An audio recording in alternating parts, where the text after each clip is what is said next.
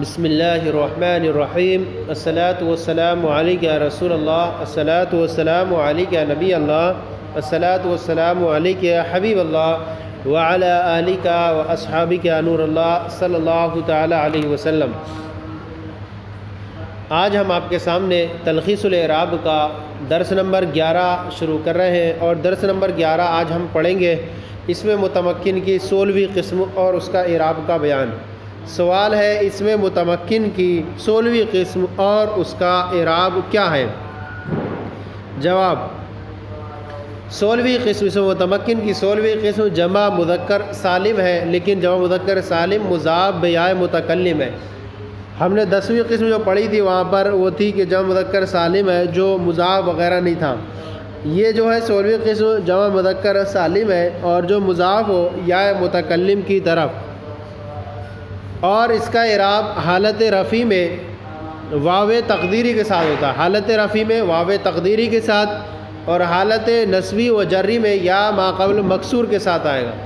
یعنی جمع مذکر سالم جو مضاف نہیں ہوتا تھا اس کا اعراب حالت رفع میں واو ما قبل مضموم اور حالت نصبی جری میں یا ما قبل مکسور کے ساتھ ہوتا تھا، لیکن اس جو جمع مذکر سالم کا اعراب جو ہوگا وہ حالت رفع میں واو تقدیری کے ساتھ اور حالت نصبی و جری میں یا ساکن یا ما قبل مکسور کے ساتھ ہوگا۔ جیسے جاء مسلمیہ، یہ حالت رفع میں ہے مسلمیہ، اس کو آپ مزید وضاحت کریں گے آگے چل کے۔ جاء مسلمیہ، آئے میرے پاس میرے بھائی، آئے میرے بھائی، یہ مسلمیہ یا متکلم کی طرح مضاف ہے اور جمع مذکر سالم ہے۔ کئی مسلمان، رأیت مسلمیہ، دیکھا میں نے اپنے بھائی مسلمانوں کو، یہ حالت نصبی میں ہے اور حالت نصبی میں اور جری میں یا ہے اور ما قبل کسرے کے ساتھ ہے۔ اور ذهبت الی مسلمیہ، میں اپنے بھائی مسلمانوں کے پاس گیا، یہاں پر بھی ہے حالت جری میں یا ہے اور ما قبل کسرے کے ساتھ ہے۔ اور جیسے جاءت بنیہ، آئے میرے بیٹے، یہاں پر بھی جمع مذکر سالم ہے اور مضاف ہے یا متکلم کی طرف، تو اس اعتبار سے اس کا اعراب حالت رفع میں واو تقدیری کے ساتھ ہے۔ اور جاء بنیہ، آئے میرے بیٹے، رأیت بنیہ، میں نے اپنے بیٹوں کو دیکھا، کہ میں نے اپنے بیٹوں کو دیکھا، مررت بے بنیہ،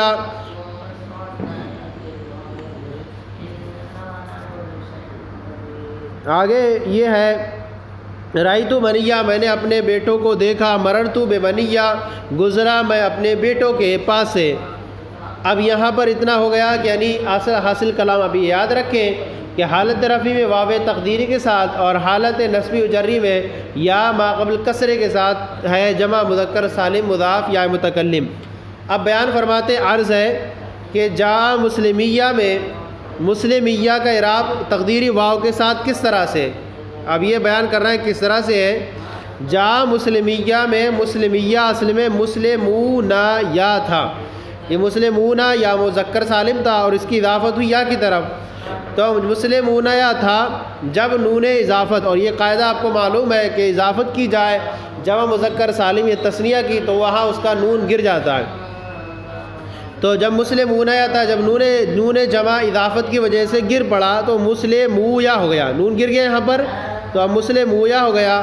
اب واو اور یا جمع ہو گئے، واو ہے اور یا جمع ہو گئے، اور ان میں جو ہے پہلا والا ساکن ہے، یعنی واو ساکن ہے۔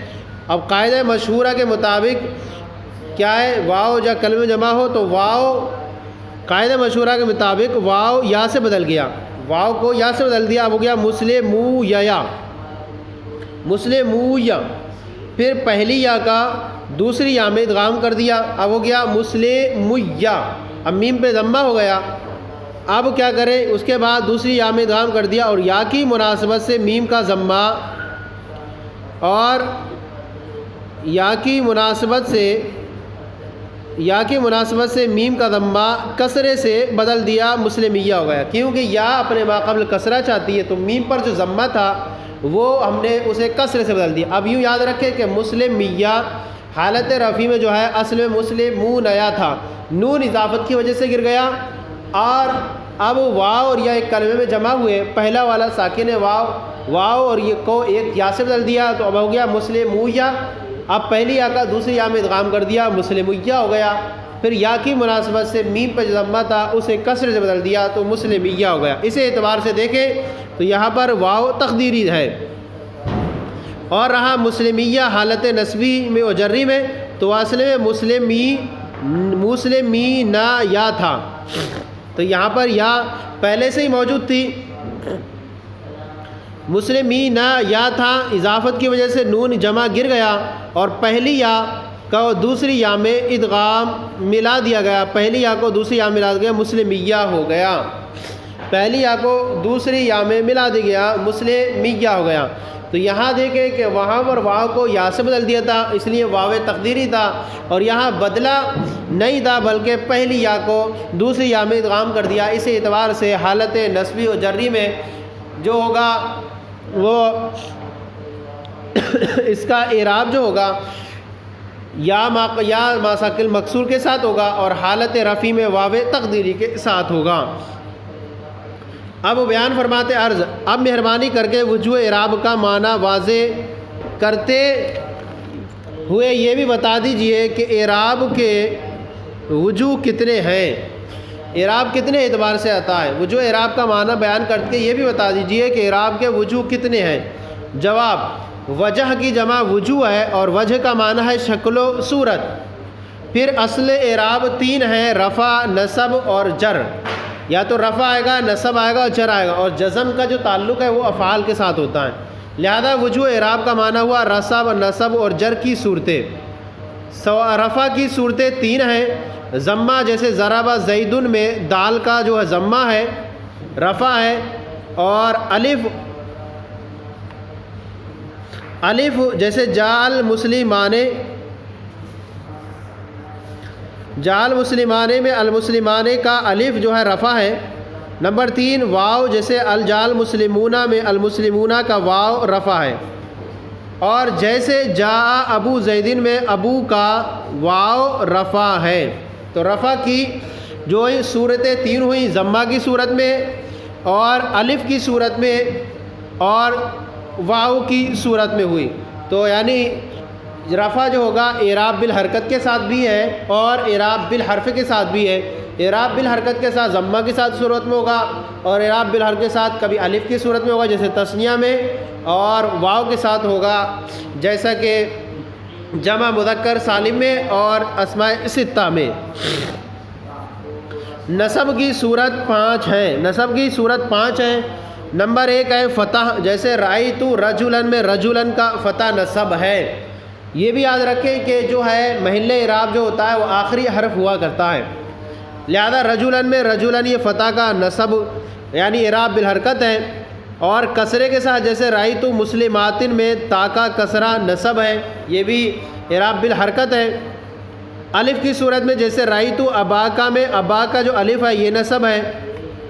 نمبر 4 یائے ساکن ما قبل فتح، یائے ساکن ما قبل فتح جیسے اکرمت الوالدین، یا ہے اور ما قبل دال پہ فتح ہے. الوالدین میں یا ساکن ما قبل فتح نصب ہے. نمبر 5 یائے ساکن ما قبل کسرہ جیسے رأیت المسلمینہ میں المسلمینہ یا ہے اور ما قبل ساکن ما قبل کسرہ نصب ہے. تو نصب کی جو ہوئی 5 صورتیں ہوئی. اعراب یعنی اس کا اعراب بالحرکت کی صورت میں فتح کی صورت میں بھی آئے گا اور کسرے کی صورت میں بھی نصب ہوگا.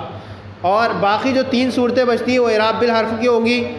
الف کی صورت میں جو آئے گا وہ اسماء ستہ کا اعراب جو ہوگا حالت نسبی میں الف کے ساتھ ہوگا. اور تثنیہ کا اعراب یا ساکن ما قبل فتح کی صورت میں وہ بھی نصب کی صورت میں ہوگا. اور تیسری صورت ہے یا ساکن ما قبل کسرے کی صورت میں، وہاں پر بھی نصب کا اعراب ہے. تو نصب کی جو صورتیں ہوئی وہ 5 ہوئی، رفع کی جو صورتیں ہوئی وہ 3 ہوئی. اب آگے بیان فرما رہے ہیں جر کی 4 صورتیں ہیں. جر کی 4 صورتیں. نمبر 1 کسرہ جیسے اعلیٰ زیدن میں زید کا کسرہ جر ہے. زید کا کسرہ جر ہے. فتح جیسے اعلیٰ عمرہ میں عمرہ کا فتح بھی جر ہے، کیونکہ غیر منصرف پر حالت جری میں کسرہ نہیں آتا، فتح آتا ہے. تو یہ کہیں گے کہ عمر کا فتح بھی جر ہے. تیسری صورت ہے یا ساکن ما قبل کسرہ جیسے اعلیٰ ابی زید میں ابی کی یا ہے اور ما قبل اس کے کسرہ ہے، تو اس کو بھی کہیں گے کہ یہ بھی جر کا صورت ہے، یا ساکن ما قبل کسرہ جر ہے۔ اور جیسے علی المسلمین میں المسلمین یا ہے اور ما یا ساکن ہے، ما قبل کسرہ جر ہے۔ نمبر 4 ہے یا ساکن ما قبل فتح، جیسے علی الوالدین میں الوالدین کی یا ساکن ما قبل فتح جو ہے یہ بھی جر ہے۔ تو اس اعتبار سے جو ہوئی 3 صورتیں جو ہوئی رفع کی ہوئی، اور 5 صورتیں جو ہوئی وہ نصب کی ہوئی، اور 4 صورتیں آپ کے سامنے جر کی بیان کی۔ تو 5 اور 4 گویا کہ 9 اور 3 صورتیں رفع کی، گویا کہ اس اعتبار سے 12 وجوہ اعراب آپ کے سامنے نکل کے آئے۔ اب حاصل بیان فرماتے ہیں، حاصل یہ کہ وجوہ اعراب کے کل 12 ہیں، جیسا کہ اوراق گزشتہ میں جانا جا چکا ہے۔ تو یہ آج کا سبق ہمارا مکمل ہو گیا۔ کل سے ہم انشاءاللہ ایک نیا سلسلہ امور نافعہ اور ضروریہ لے کر کے آپ کے سامنے آئیں گے۔ آج کا ہمارا سلسلہ مکمل ہو گیا۔ آپ کو یہ سلسلہ ہمارا کیسا لگا ضرور کامنٹ باکس میں لکھ کر ارسال کریں۔ کوئی کمی ہو تو اصلاح فرمائیں۔ ہمارے چینل مفتی گلیز مصباحی درس نظامی کو سبسکرائب کریں اور دوسروں کو شیئر کریں تاکہ دوسرے بھی آپ کے ساتھ ثواب میں شریک ہو جائیں۔ جزاکم اللہ خیرہ، اللہ آپ کے علم میں برکت عطا فرمائے۔